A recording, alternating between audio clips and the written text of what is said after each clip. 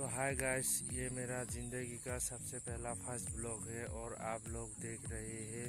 क्योंकि इस ब्लॉग में आप लोगों के अच्छा नहीं लगेगा, क्योंकि ये मेरा सबसे पहला फर्स्ट ब्लॉग है और अभी मुझे दिखाने के लिए कुछ भी नहीं है। तो ये मेरा पीछे जो देख रहे हो ये नदी है और जो उधर देख रहे हो जंगल और एक बड़ा वाला ब्रिज है और दिखाने के लिए कुछ भी नहीं है। तो ये मेरा फर्स्ट ब्लॉग है और आप लोग देख रहे हो। मुझे आगे तक जाने के लिए मुझे सपोर्ट करिए, क्योंकि इतना सपोर्ट करिए। मैं जब भी नया वीडियो डालूँगी तो आप लोगों के लिए पहुंच जाएगी।